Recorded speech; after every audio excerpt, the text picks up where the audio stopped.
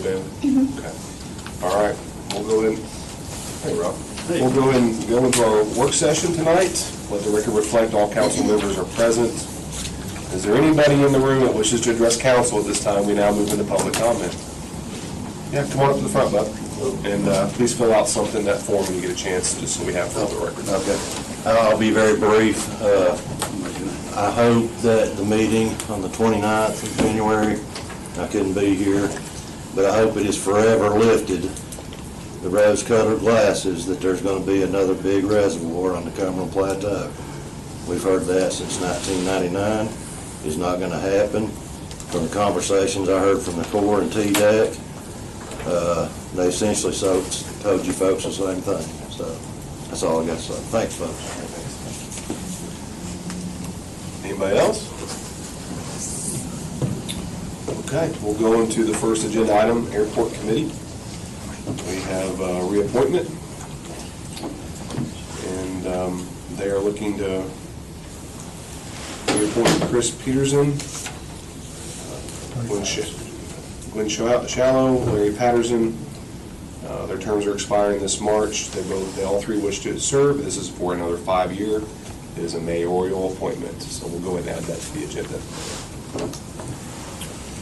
Stormwater Board of Appeals, the most popular board that I know of. It looks like our very own Councilman Mike Turner is terming out. He has a heartbeat and he's still here, so we're going to reappoint him if you're okay with that. This will be a city council representative appointment and position, and it does require council approval. So unless the council disagrees and wants somebody else up, we'll go ahead and put that on the agenda as well. Okay, Tree Board, another appointment. So Mike Stump has a term that goes to May 2027. He's not able to serve. He's no longer with us.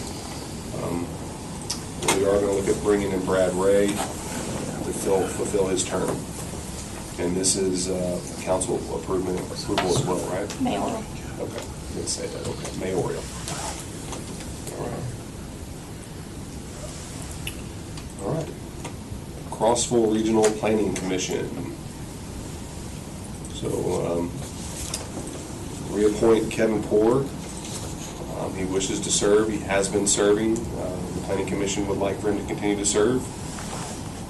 And is this a city council or mayoral? Mayoral. Mayoral. Okay. Add that to the agenda. What about Jerry Wood, Mayor? It looked like, is his position filled? Because it looked like it was over a year ago. I don't know if that's just still not been updated or what. It may have not have been updated. Yeah, I thought we I had think to file we over. approved him last year. Yeah. So he's Okay, good. all right, thank you. Jerry ain't going nowhere. We're going to pull the Cumberland Plateau Water Authority appointment because the individual that wishes to serve has not got back to me yet, so we'll pull that for now. And then we'll have a presentation from the Cumberland Plateau Water Authority. Mr. Jeff Dyer. We'll get you set up here. Thank you. Down here. Over that. We'll be close.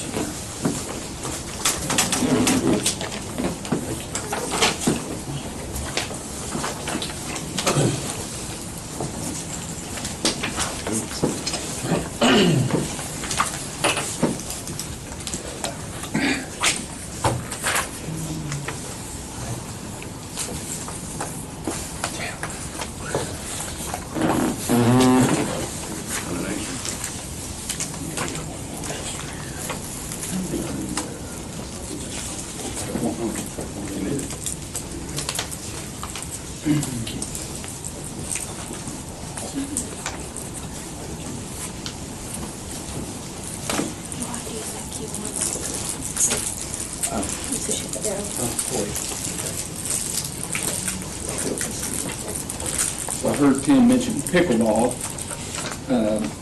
Be the second most important thing I talk about is there could be a warning sign at the pickleball courts that says if you're 49 or older and decide to play your 20-year-old kid for 5 games, be prepared to sit on the couch all day the next day because you can't move. Had a great time there at the pickleball courts. This is important, what we're going to talk about tonight. There's quite a bit of slides to go through. I'll be brief as I can on them. In certain areas, get a little deeper into detail. But thank you, City Council. Thank you to all of you attending, all of you watching online. Very important that we continue this discussion. I was asked to come in and give a brief recap on the Water Authority and talk about resolution number 1 with the Water Authority, what that looks like, and what that means. So, shaping the future of the Cumberland Plateau. For those of you that don't know, my name is Jeff Zyer, General Manager of the Cumberland Plateau Water Authority. My background has been a leader in technology-driven business solutions, passionate about scaling business operations, 20-plus years in business leadership management, and considered an agent of change in businesses.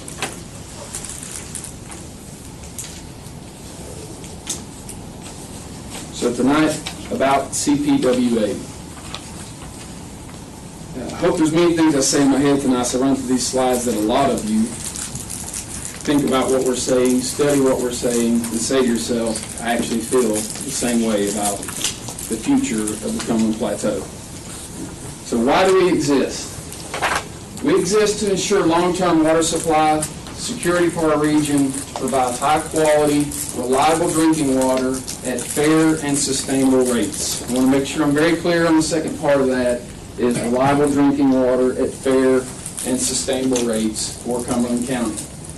To strengthen infrastructure through regional cooperation, to help communities address aging systems, regulatory compliance, and capital costs, and designed to create a unified strategic plan for water across the plateau rather than fragmented, isolated systems. We have to start at home though. It's very difficult to go out and tell everybody else how great it is to regionalize if we cannot regionalize in our own backyard. So it starts right here at home with regionalization. What makes us different? We are a regional approach. We think beyond city limits. We think beyond political boundaries, and we think beyond utility boundaries. We think about what is best for the ratepayer. We focus on economies of scale. You will hear me a lot talk about economies of scale. If you follow me around to other utility meetings, we talk about economies of scale. What does that mean? That's combining systems, reducing duplication, lowering long-term operating costs, and improving the buying power of the utility. Professional management, we're focused solely on water operations and decisions, infrastructure investment, and regulatory compliance, weekly management team meetings, monthly utility board meetings, strictly focused on these solutions.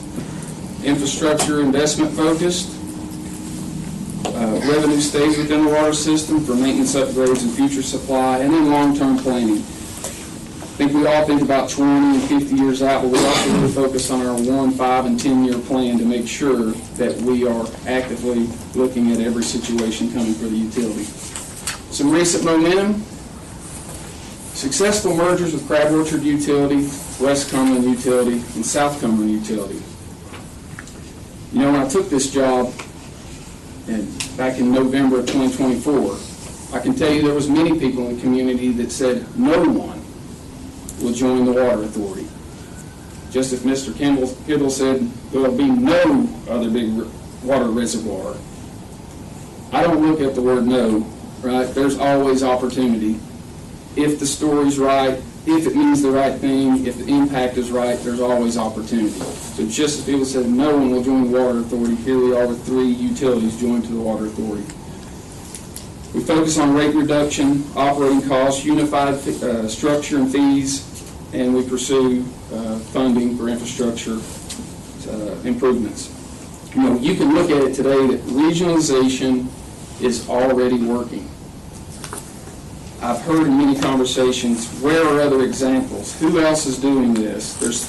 Who's had success at this? Who hasn't? There's no reason to look elsewhere. You can look right here. It's happening in your backyard, and the results are real today. Here's what we look like as CPWA. Those of you that want a snapshot of the financial position of the Water Authority at this point. You'll see Crab Orchard Utility, South Cumberland Utility, and West Cumberland Utility. And these are as close to accurate numbers we can get from audits and past. We're going to continue to work on the annual expense line. We've already started to reduce those operating expenses, but you can see we're at 17,171 customers, 9.2 million annual income, 7.1 annual expense, $46 million on the asset line with 0 debt. So I think we can all agree securing Cumberland County's water future is important to all of us. I've sat through many meetings. I've heard council talk about this. It's important to everyone, and I get it.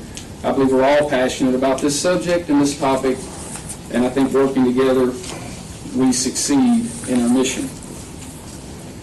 I want to ask you to do something a little different than that I've not heard asked of you before. I ask you to pause for just a second and take your city council hat off. I'm going to ask you to put on your utility board hat. Because from this point forward, we're not having a taxpayer discussion. We're talking about a ratepayer discussion. And those are different discussions. So from here forward, I'm going to take the next, hopefully, 15 minutes or less with you to talk through what this looks like. Key points: regional strength, local input, long-term stability. I believe we can all rally behind these 3 talking points. There's a statement on here that it's not about change for the sake of change. This is about protecting all ratepayers. Really easy to act in the moment, but we're getting rid of the past. As I've gone out, I've heard tons of stories about the past. History from different utilities, history of different elected officials. We can remove all that. It's meaningless for the future of where we're going. I'm asking you to look at the future. The ideas are easy.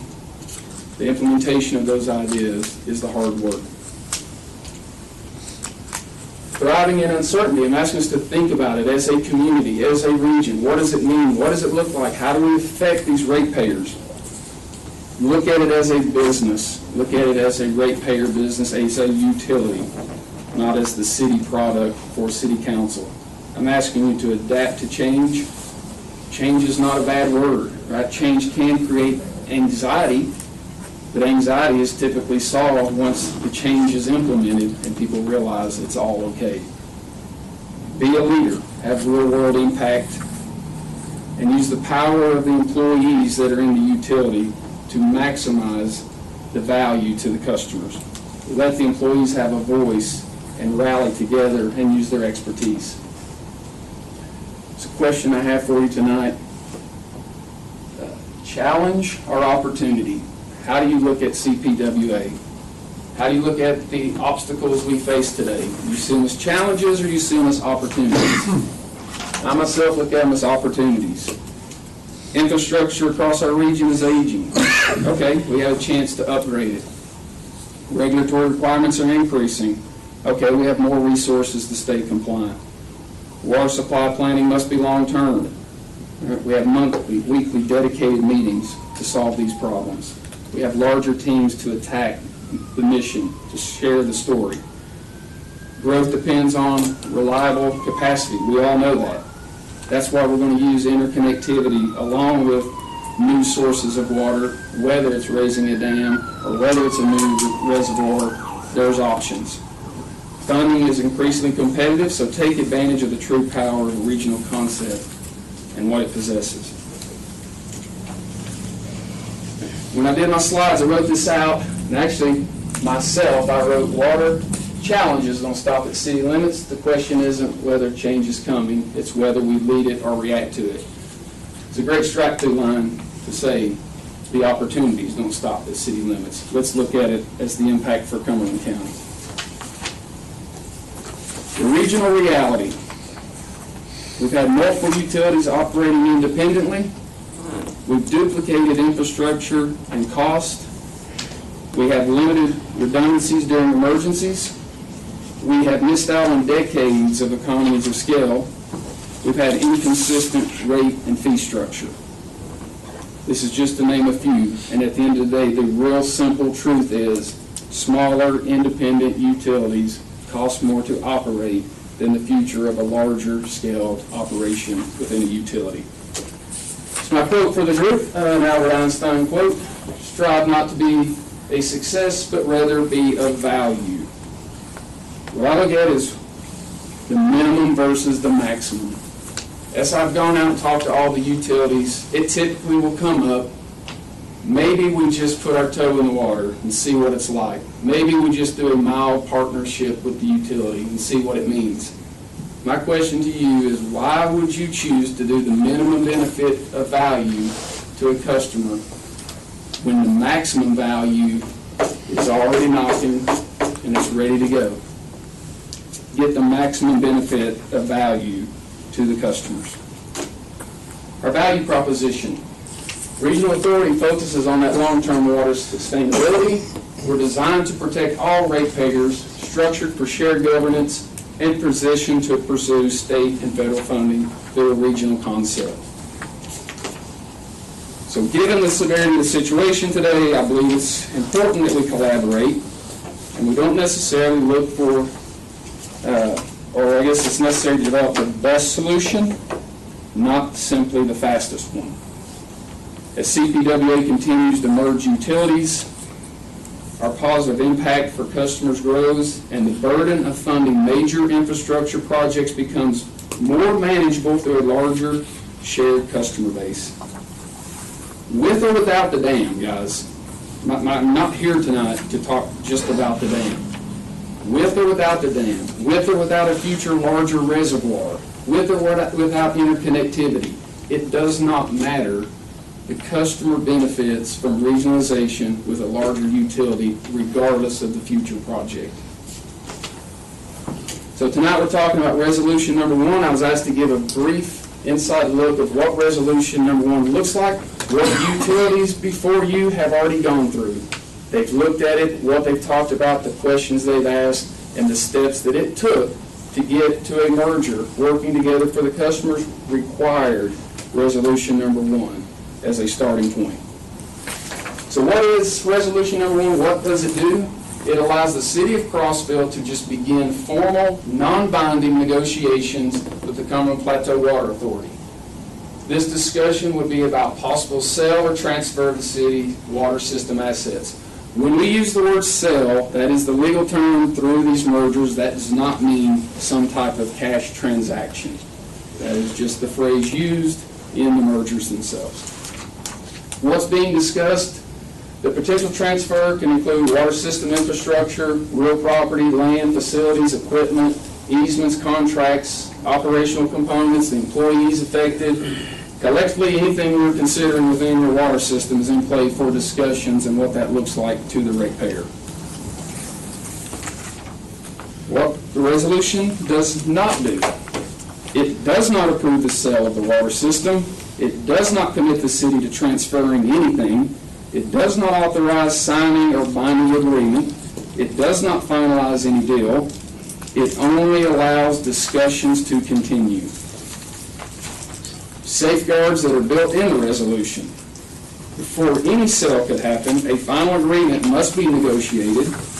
All legal requirements must be met. All bond obligations must be resolved. The City Council must approve final agreements through other votes, resolutions, referendums, whatever would be needed along the way. Nothing can move forward without formal approval from the Council. So this is just step 1. Reporting requirements. Here's what we're asking. Tim and Valerie have been great. We've had plenty of discussions. We can go back to January 2025, I believe was our first meeting. We've had plenty of discussions. What we're asking is that from this point forward, when we continue to have discussions and talk, that everything we talk about gets relayed on the agreement. It must come back to council before anything else happens. When it takes effect, the resolution takes effect immediately upon signing of that resolution, and we get to work talking about the benefits to the ratepayer.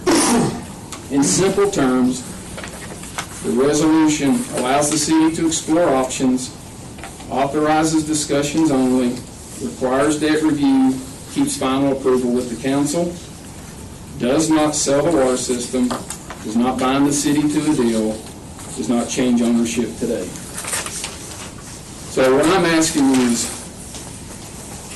look to embrace the change. I'm not here to say, I'm here to talk about reality, but embrace the change, lead the future.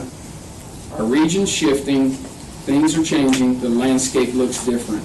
Look past the hearsay, wipe away bad decisions of the past, clear your memory from what people used to say, because the reality is the here and now. I have participated in 3 public hearings with utilities that originally said no one will join. We've had 0 people from the public, once all the information is out, come and argue against merging with the CPWA. Are there questions? Yes. Should there be? Absolutely. Should you vet it? No doubt. But at the end of the day, don't fear the public, because when the information is released, the ratepayer sees that the benefit is in their favor. So, any questions specifically on resolution number 1, because I believe Randy is going to cover some of that as well. So I want to see, while I'm here, if there's anything I can answer for you. Maybe want Randy to do his thing, and then you all can maybe tag team. Yeah, that would so be- you don't have any redundancy that would be questions fine. or questions that, Yeah, that'd be fine. Thank you. okay, Randy? You coming up here too? About had to have the EMS. The guy that calls it, Job security. Yeah, trying to get business. Well, for the record, my name's Randy York, and I'm the city attorney for the city of Crossville, for those that are listening in that may not know me. So in addition, I have been the attorney for South Cumberland Utility District, West Cumberland Utility District, and Crab Orchard Utility District in their prior mergers with the Cumberland Plateau Water Authority. And during that time period, I've gotten to know Jeff quite a bit, and I thought I knew all the law about it as it related to those. When I started looking at anything associated with the city of Crossville, I quickly discovered that the laws that are associated with the utility districts do not necessarily apply to this transaction. So none of the forms, nothing that we've done in the past will be the same. This is a completely different, much more complex transaction.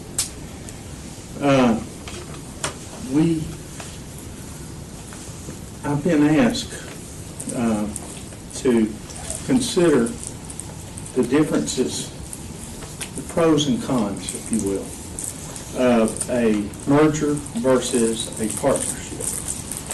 So let me just cover those just quickly for a second, because they're completely different concepts. So, Article 3, Section 9 of our charter sets forth the requirements for a permissive referendum and a mandatory referendum.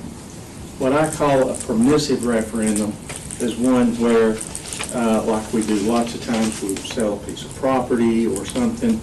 If any, it's run in the paper at 10% of the population of the city voters sign an objection to it, then we are to hold a referendum on that.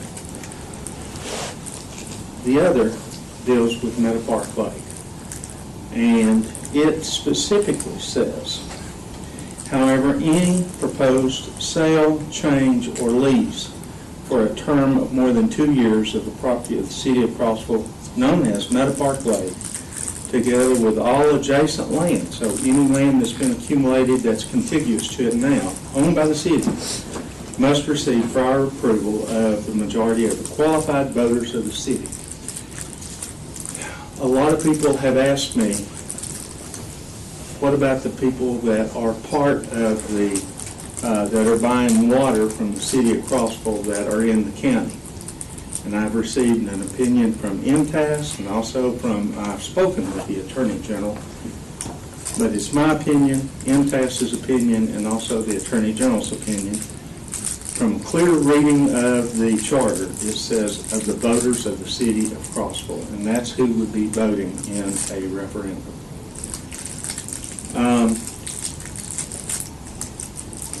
So you've got two different statutes that come into play here. So the question becomes, when would a partnership trigger a mandatory referendum? That part dealing with Meadow Park Lake. So if we talked about a partnership that in any way talked about transfer or sharing of water rights, including withdrawal, intake, and allocation rights, that would trigger a mandatory referendum. Granting the water authority long-term operational control of the city facilities would trigger that referendum. Granting exclusive or long-term access to city property, including the treatment plants, would trigger that. Any arrangement that conveys a possessory interest in city property for more than 2 years could be interpreted as a lease, and that would trigger it.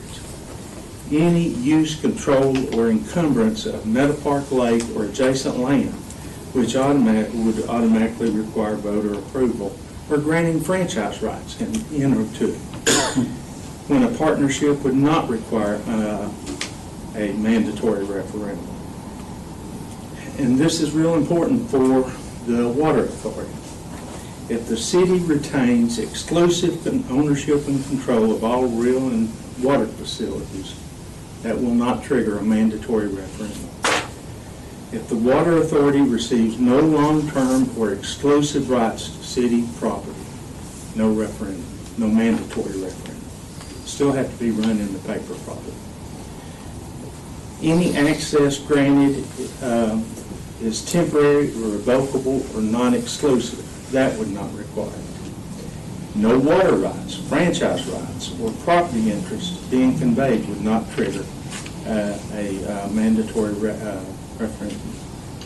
Meadow Park Lake and the adjacent lands are not used, accessed, pledged, or shared in any long-term manner. That too would not trigger a mandatory referendum. If the agreement is short, meaning 2 years or less, or includes a termination clause allowing either party to withdraw on reasonable notice, that probably would not require a mandatory referendum. So, as we move forward with this, we have to always keep in mind what's going on. Are we triggering a referendum or not triggering a referendum? It's really, really important. Oops. I was on vacation last week and had the opportunity to watch via Zoom the work session. And I was so disturbed that I spent the following day and the rest of that night, by the way, working on and thinking about this situation that's going on here. Because there's a lot that's happening, and I'm not sure that we fully understand the timeline. And so let me just cover some things. So as we move forward, we have to consider the impact of existing contractual obligations. And we're under several contracts that require substantial payments in the coming years, sometimes big payments coming up. And we have to think about how are those going to be handled. Are they going to be handled by the city itself, or are we going to have a partner with the water authority? How are we going to do that? Really, you've got three options. You can say, we're not going to do anything else, and we're done. Let somebody else do it. That's really not an option, but it is an option. The second is to move forward and say, well, is the city going to handle it all? That's a big apple to swallow. The third is to find a partner or someone that's going to be working with us. We cannot, as we move forward, respectfully, we cannot move forward until they know what the assets are, what the obligations are, or anything like that, talking about either a partnership or a merger, the Plateau Water Authority has to know what's going on, how we do it. So this resolution that we have got before you is an opportunity where they can share in some of our information, and we can fully understand what they're going through. You've got to have full and complete disclosure when you do a deal, any deal, but especially one of this size. Full disclosure. If you don't have full disclosure, then there's problems that develop at the end. It happens every time. The timing requirements. So my mind's working in two different things, okay? So I spoke with the Attorney General and with the Election Commission, Jill Davis. Spoke with her this morning, as a matter of fact. If we are going to try to do a referendum in this county on this issue, then we have to get the information to the Election Commission 90 days prior to the election. I really don't see us being able to do that except possibly for the November election. That means that to have everything to the Election Commission by August 5. August 5, that's the deadline. If the information that we have to give to them is a resolution, whatever that might be, we have to decide which path we're going. Is it going to be a partnership or is it going to be a merger? You have to know what you're doing, and you have to give them a resolution and an ordinance and an explanation that they can put on the ballot so that the voter will know what they're voting. August 5. It's important to understand that if we get it to them on August 6th, we're late. And we might not be on the ballot. And if you're not on the ballot in November, then referendums are typically tied to elections. So in 2027, Crossville has 0 elections. There is one election in Knoxville in November, and we could use that. Crossville's charter also has a special clause that allows us to hold a special referendum, and we can do that, but that will be at the City of Crossville's expense. And when we discussed this issue a year or two ago, that was somewhere around a $35,000 tab. So it's really important as we move forward that we, Cumberland Plateau Water Authority and us, have an understanding of what's going on so that we can get some proposals to the City Council by July.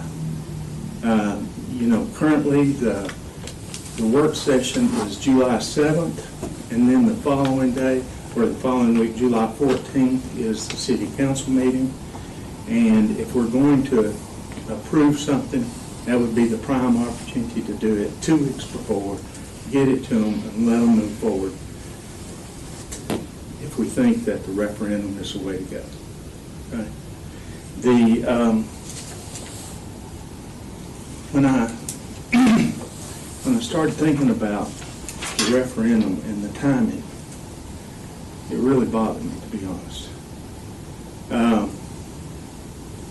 And I had to go back and reread the charter to make sure that we had a clause for a special referendum if we needed to. And they confirmed that with me. So those are the things that we have to have by August the 5th. Really, by August or July the 7th.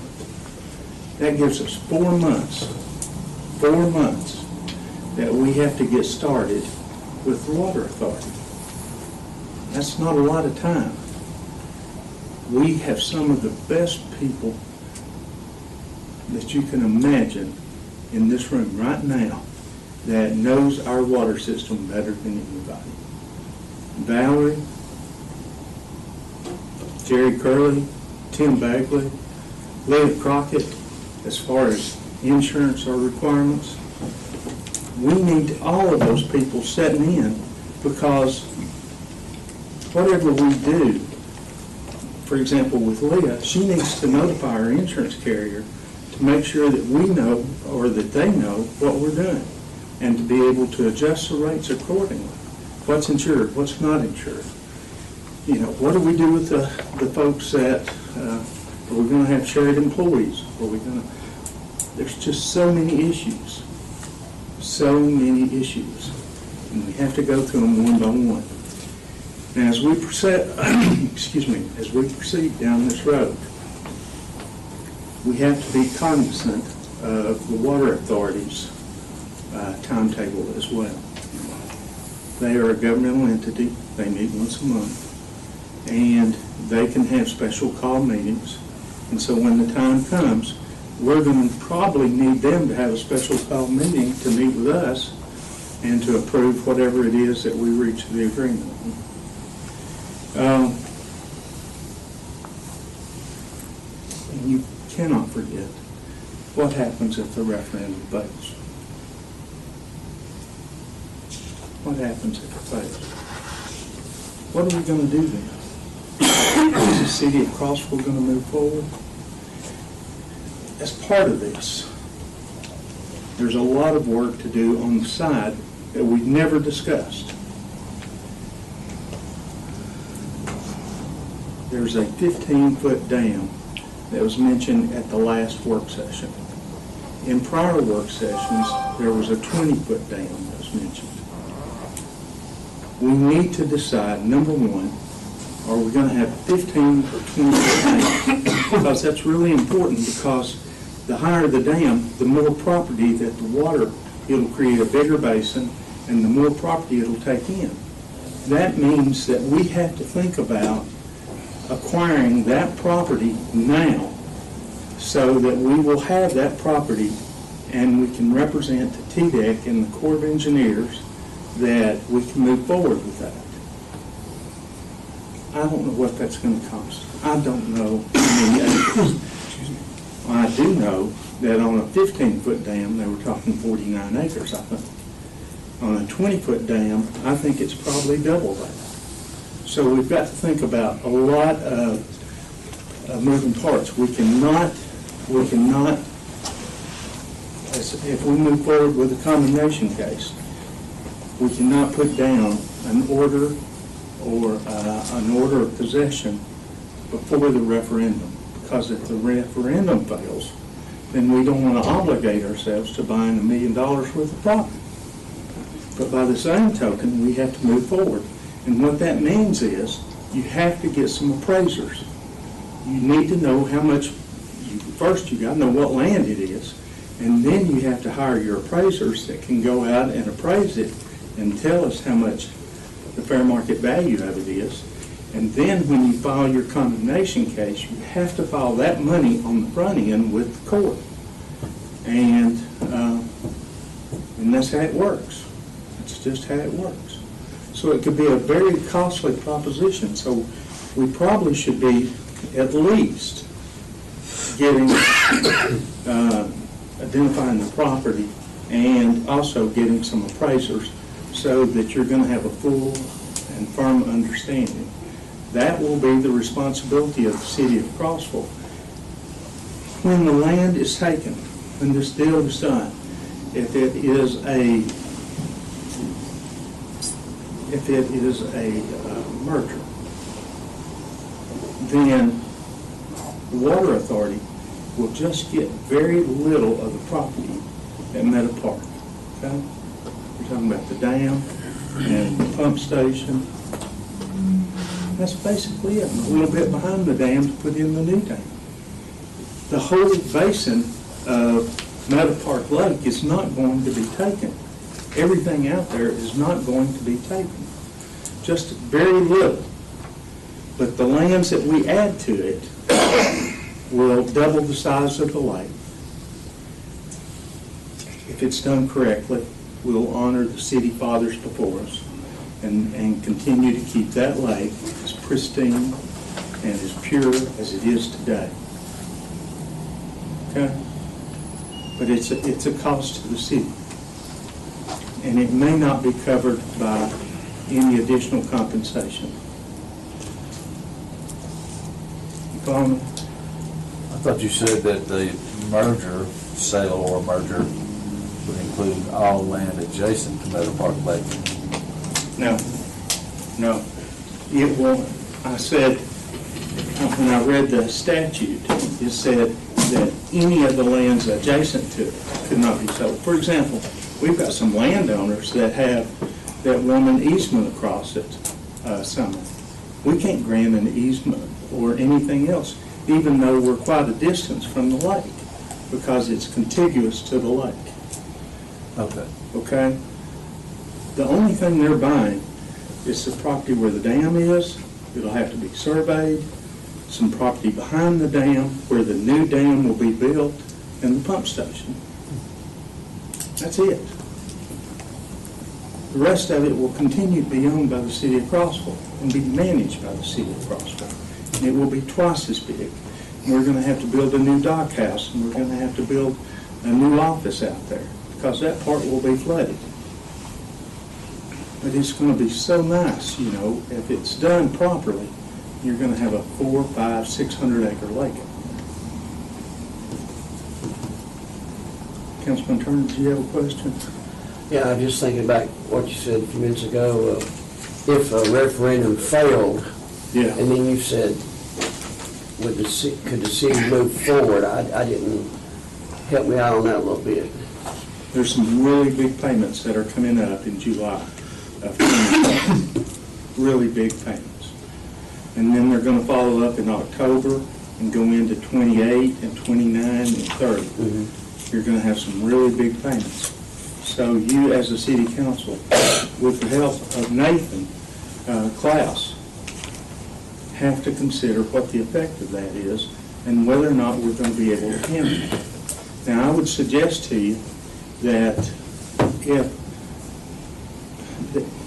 we also need to hire bond counsel. We had bond counsel when these water authority bonds were put into place. We need bond counsel that can describe for us how they're going to be handled, how they're going to be transferred, and what it's going to take. We need somebody that can give us some advice on how that's to be handled. I would recommend Bass, Berry & Sims. They are the #1 bond counsel firm in Tennessee. And eventually, you're going to probably need, you know, as these big payments come up, you're going to need a bond person that can help us put together, a trusted person that will put together a, you know, application for some bonds and sell some bonds. That's what we're going to have to do. Well, you put a lot of stuff here forward, Randy. It seems to me like we couldn't get anything done in 26. Seems like it was rolling in 27. All you got to do, I would agree with you. The key thing is to try to reach a preliminary agreement with the water authority. Draw the agreement, and then you're able to put together a resolution and an ordinance that will move forward pursuant to that agreement, whatever that agreement is. But we don't know what it would be until we have all the information. In reality, if we don't get with all these deadlines done and the referendum in November, you're out to 2028. Unless you have a special called referendum. Like special ed, 35,000. You can have it any time, right? As long as There's certain timelines. Got you. Yeah. 90 days before you have it. And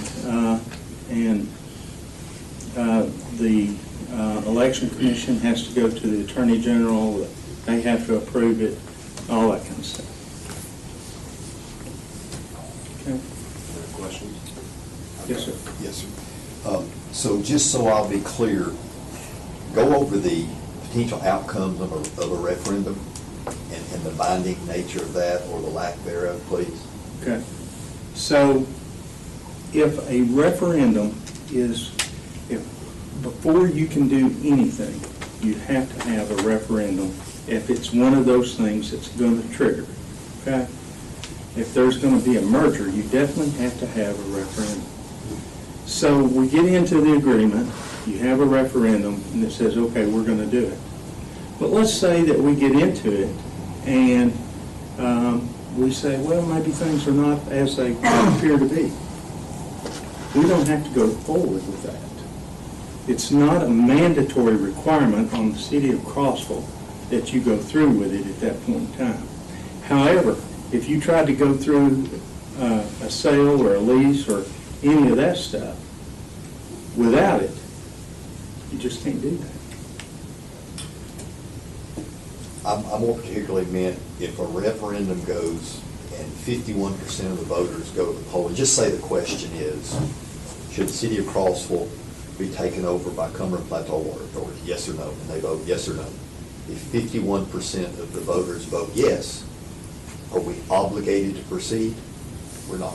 No, you've gotten the authority that you need to go forward with more agreements and to finalize the agreement.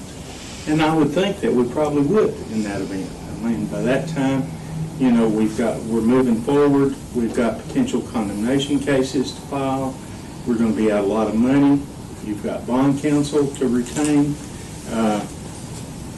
and these conversations that we have to have with Plateau they're not going to be easy conversations. We've got to know what we're doing. And, you know, we've got to know, and I have no idea, are they willing to take over our bonds? I would think so, if they're going to take over our water. Are they going to put themselves out on the line to obligate themselves for the rest of the payments? They would be the party in charge to do that. I would think so. Are they going to obligate themselves for the full extent?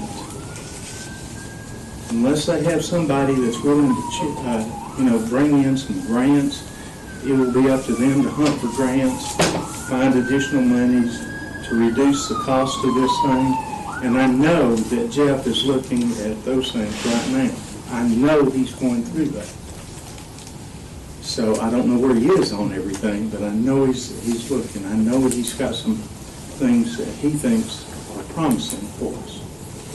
So if 51% of the voters said no, the city should not partner with, for whatever might trigger the need for the referendum, if 51% of the people said no, we should not, are we obligated to honor that no or not? So yes. If they say no, then, it's over then as far as that. That part's over, Okay. as far as any merger. Okay. Now, we might be able to do a partnership that does not trigger a referendum. That brings me to my next question, please. Jeff, I've heard a lot of his presentations and yourself, and each time the potential is discussed of a partnership, but I've never heard any parameters about what that might look like. Any, not any. That's why I tried to include part of the things in there. Right. Because basically, a partnership, it can involve any long-term transfer of water or water assets or land or control. Yes, sir. So we would be in control, we would have the water, and I don't know what they're going to do yet. So that's what we would be waiting on, to hear what they would be bringing to the negotiating table for a partnership. That's what we're waiting to hear, basically, Yeah. part of. If they're even interested in that. Okay. I'd like to mention, I think it's important around this, the word partnership is, I'm not totally opposed to partnerships. The reason it's difficult to say, Jeff, you give us an idea of partnerships, because you have to be involved in that negotiation and discussion. That's why the resolution 1's important. If not just me throwing out ideas.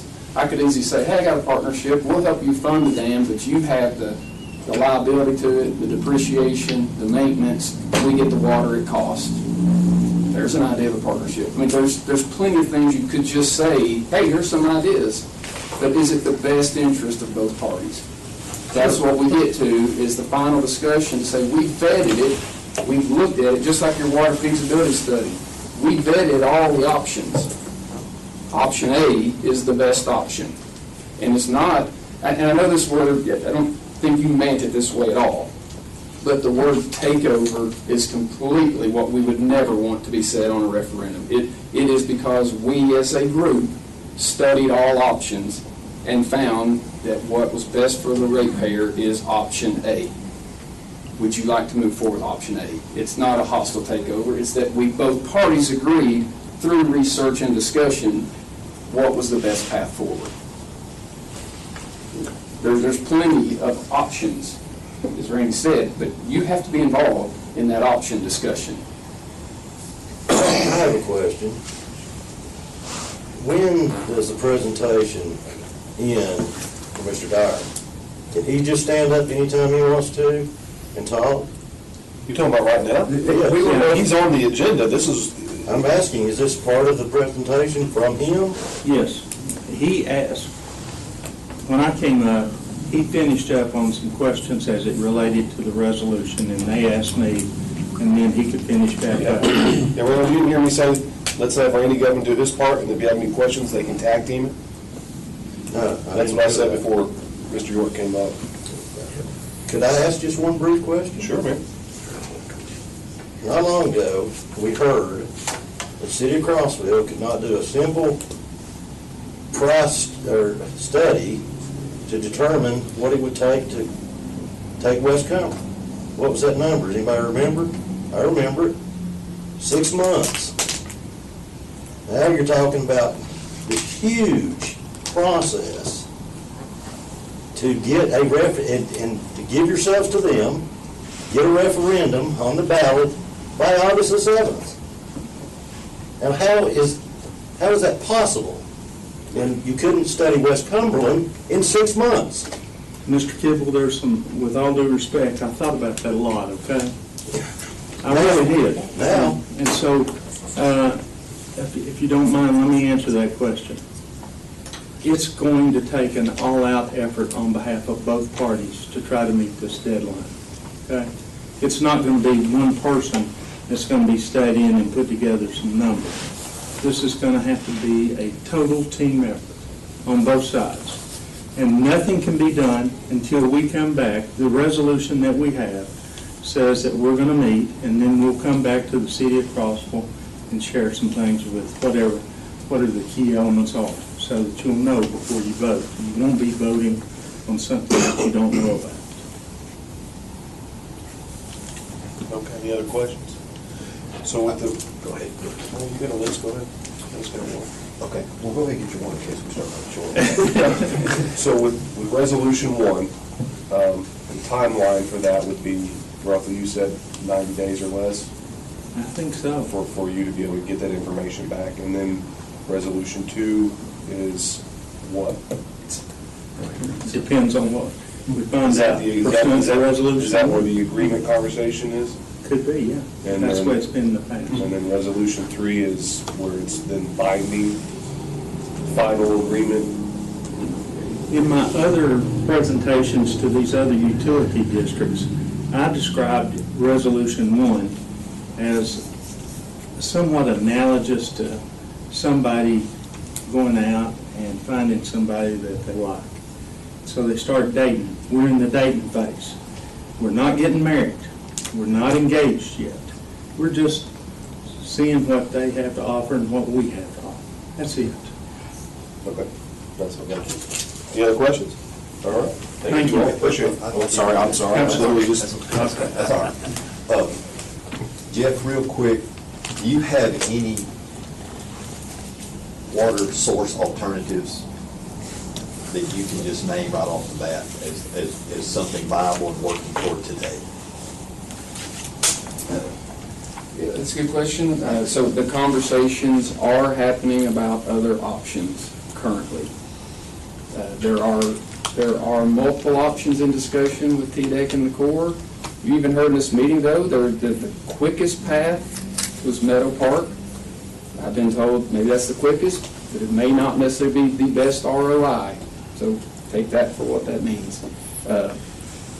There's discussions, at this point, I'm having discussions with even utilities beyond Cumberland County about future water supply and how we work together with interconnectivity. And you know, that's an important question because I hear a lot of times the question about who has the water, who's going to get the water, who has the most water. If even the city of Crossville had enough water, you wouldn't be looking at raising the dam today. No one in Cumberland County has enough water. We have a reservoir we get water from, you have reservoirs you get water from. No matter what, we have to go find solutions for future water supply. I know of future options that if the dam didn't go through, there's other options to explore for water resources, yes. Okay. Are there water resources that you feel like the Water Authority is eligible for or would stand to get a lot better chance of being awarded if Crossville was a member of the Water Authority versus not being?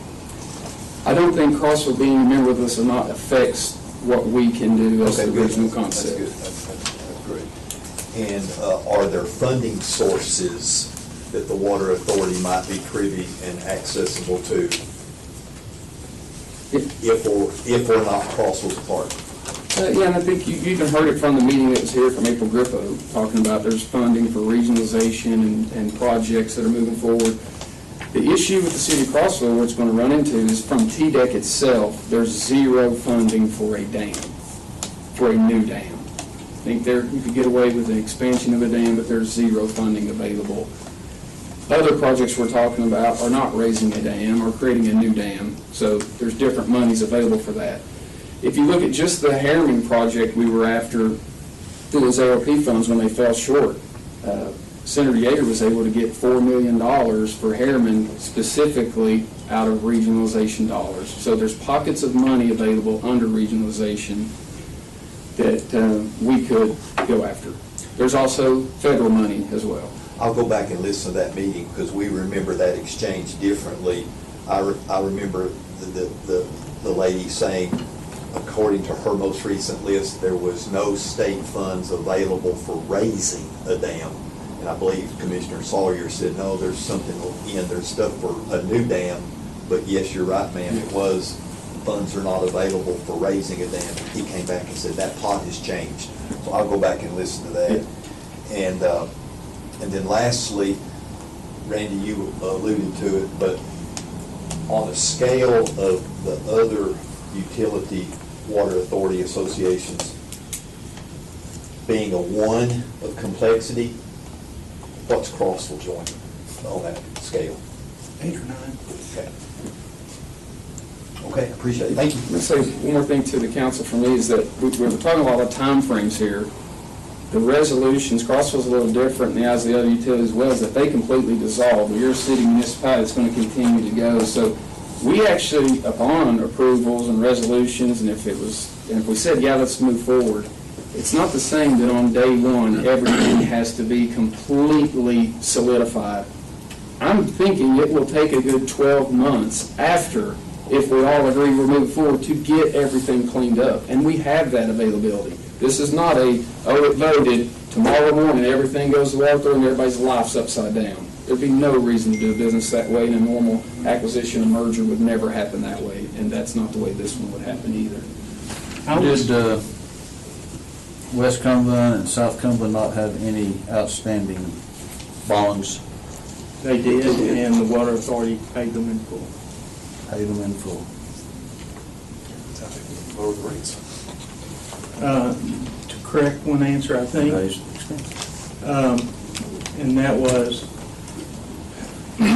without the city, would it affect his ability? I think that it would, especially if you're thinking about water sources with Meadow Park Lake. I don't think that the Water Authority could move forward at all relative to Meadow Park Lake or any of the properties of the city of Crossville without our participation. I'd agree. I would agree with that piece. Okay, we'll add that onto the agenda. All right, next up, discussion regarding you got more stuff? You said you want to add that to the agenda, explain what will be added to the agenda. The, Vote on resolution 1. yeah, Pardon? vote on initial resolution 1, which is in here. Which is what Randy just went over. So Yeah, it's right. a 2-page. That's what we worded, resolution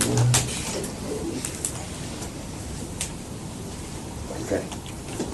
I mean, we keep talking around it. The only way we're gonna actually talk about it is we gotta compare apples to apples. And that's, if I buy a business, I ain't gonna buy it off the person's word. I'm gonna look at the books. So, all right, floor is yours, man. Thank you. I was challenged several months ago to find a path for Crossville to have some autonomy, authority, and direction for a component of our citizens and visitors and workforce pre-hospital care without additional personnel requirements, vehicle purchases, or tax implications. And that path, I have discovered, can be accomplished by an amendment to the Tennessee Code Annotated by allowing municipalities to have their own first responder program independent and outside that of the county. I've been in communication with Speaker Sexton and Senator Bailey, and Speaker Sexton directed me to discuss this at a meeting, and if this is something that the council supported, then we would adopt a resolution asking him and Senator Bailey to support this. And again, this would be a resolution asking him to support an amendment to the Tennessee Code Annotated 7-61-102 that already allows municipalities to have their own transport EMS. But heretofore, first responder programs have been under the authority of the county EMS program. Still would be certified, still would be inspected by the state, so excuse me, would still be a bona fide first responder program with all the obligations. But my goal is to ask our city attorney to craft a resolution addressing that, send it out to us for review, and have it voted and discussed and/or acted on at the meeting next Tuesday. So that's what I wanted to bring up regarding that. What difference does it make? What difference does what make? What you're presenting as to what we, against what, versus what we have going on now? The authority and oversight and direction of our first responders would be under city governance, not county governance. Okay. Like they are now, as is across the state. And by the way, this would be a permissive amendment, meaning that municipalities that want to keep it the way it is, they don't have to do anything. Municipalities that want to be more progressive or patient-centered and want to adopt that and change their program to suit their municipal needs would have the authority to do that. May I ask a question?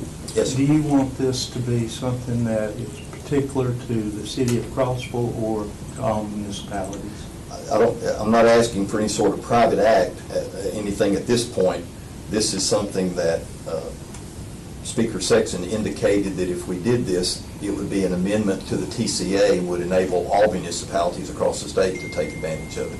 And that statute again is 761? The amendment would be to statute 7-61-102. Okay. So I was in the email, obviously Cameron, Speaker Sexton forwarded that to me. There's a few points though that he wanted at least a 4-1 or 5-0. He said it's a majority, so if Yeah, so it's not just, so he would want 4 or more. Right.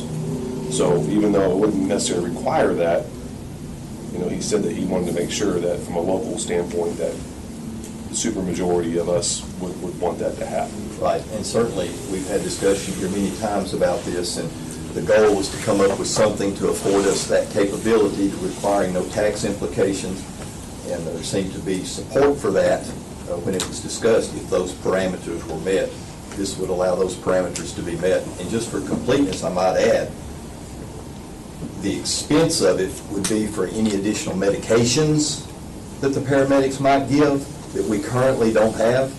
All the other equipment that our paramedics provide care to folks, whether it be backboards, seat collars, cardiac defibrillation, IVs, that's already budgeted items. We're already providing that with no compensation back from any other entity. So we're not taking on a whole gamut of new equipment and supplies. So that's already budgeted and being provided. How's we've talked about this before, but how's that going to resolve the issues that we are just now starting to resolve between city fire and county EMS with some of the? Well, I think certainly having our city employees having their own medical direction, their own education, their own protocols that they go by, not having to feel that they're trying to meet the county expectations, their medical director expectations. Same reason city fire is a city fire program and is under city governance. In fact, it's the only program that we really provide that's not. I'm just trying to play it out. Let's say we do this. We have our own medical director and he or she set of rules, and our firemen are doing their protocol. We come onto a scene, play one of the many that were played out this past summer and fall, and who's in charge? Whoever the first highest level person of medical license is there. If a Curran County EMS paramedic gets there first, that's their patient. So that means then, if ours is the highest, they jump on that ambulance and they will continue care? If our paramedic is the highest level of care there, the first level of care, they would accompany that patient to the hospital. The county would not lose, they would still be able to make a transport EMS charge. They would not lose any revenue. They would still be providing the ambulances. Just like when you show up on a mutual aid scene, if you've got two different entities from two different places working at a mutual aid scene, they both work under their protocols and policies. Okay. The second question then is that currently none of this exists, right? I'm just trying to figure out why we as a city are so unique that we have to be moving forward with this when there are 95 counties and hundreds of other cities across the state. Why are we the ones that need to be doing this? Well, this is, number one, this is something that I've had multiple other municipalities express through me through either word of mouth. This is something that's desired. It's ironic. This is something that's desired by a lot of places other than Crossville. And as you've indicated before, this is my circus and I'm that monkey that I'm passionate about. Yeah. So this is something that I feel that if I need to take a lead to help other communities across the state, I'm willing to do that. I just feel like if it's that strong, you would think something like TML or other cities that other mayors that I talk to, that's not something that comes up. I would think like Mayor Wheaton was a good friend of mine in Cookville. They have no interest in that. You would think that they would be being progressive, that they would be more ahead of the lines and wanting to do that more so than us. That's what I'm just trying to figure out. Because I feel like we're now on a good path, or we're starting to get on a good path, where I think there's some general understanding on how we handle this care. And I think people have made a decision to hit the reset button finally, and let's move forward. I feel like this is just going to put fuel right back on that fire that we've tamped down. Okay, I'm sorry you feel that way. And then, I know when Cameron sent the email to me, he's really not wanting to go into this unless he gets all of us to really, 4 at least, but all of us he would like. And I don't necessarily feel comfortable weighing in on this, in my opinion, to go down this road, but that's just me. So if you want to, we put it on the agenda. If there's someone else that wants to do it with him, and that's fine, but I just feel like we just keep finding ways to throw fuel back on a fire that I feel like we've just now started kind of getting things back under control. That's just my opinion. And this is nothing new. We've had these conversations. So this is, I'm running the same record again and again and again. Anyone else? So if the fire department was in charge of the scene, they would be able to charge financially, Doc? If they administer medicines, that obviously they wouldn't be able to charge for an ambulance transport. That's the Correct. county's ambulance. But procedures and things that they do that up to this point have just been, absorbed.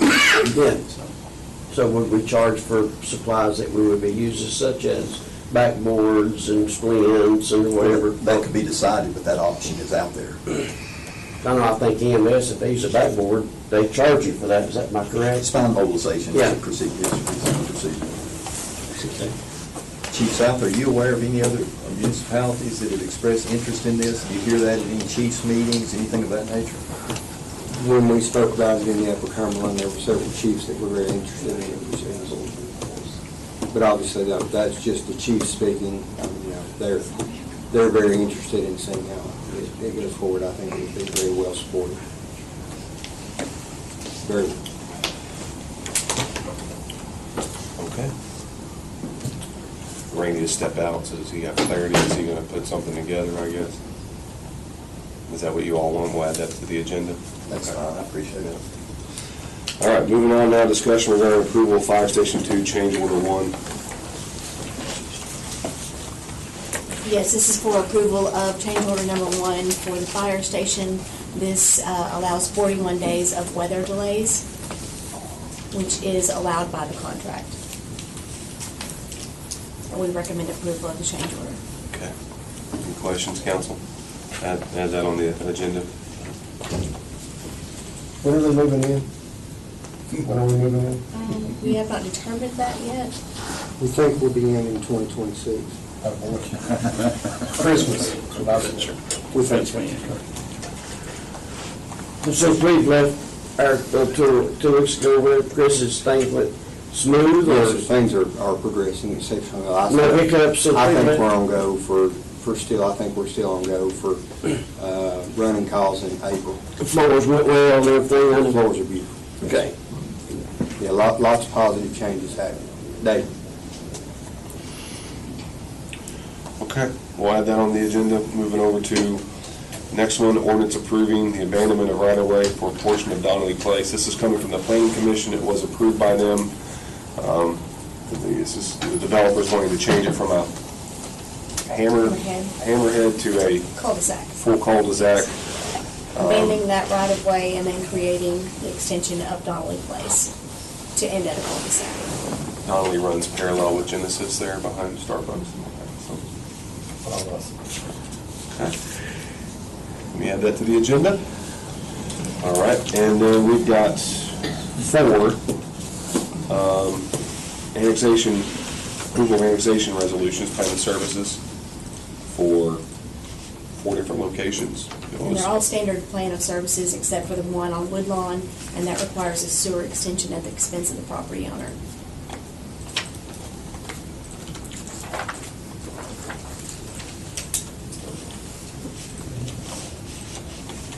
And these have already been through the planning commission as well. Yes. So, any questions? We'll add those. And number 15, discussion regarding approval of Genesis tank rehabilitation bids. Staff recommends approval of the low bid, $191,730. How much? $191,730. 191? That's for G&L tank sandblasting. Add that to the agenda. Next up, discussion regarding sale of property on Wyatt Court.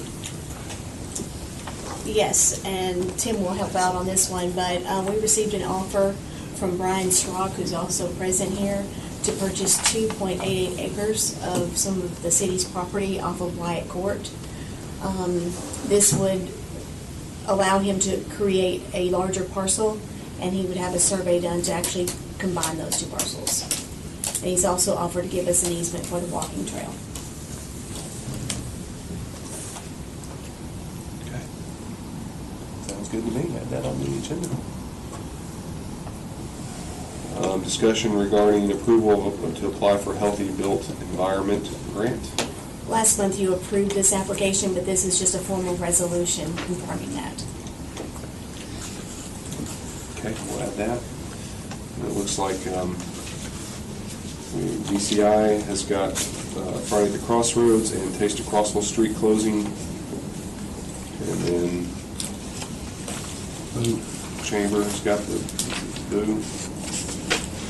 These are all the same as last year's request. We'll talk about them individually, or are you okay with adding that since they're keeping it easy for us? Okay, discussion regarding approval to award bid for playground. We do not have a recommendation at this time. We hope to have one at the regular meeting under other business. We'll just move it to other business. All right. Could I say one thing before we close? Yeah, and I got one more thing, so.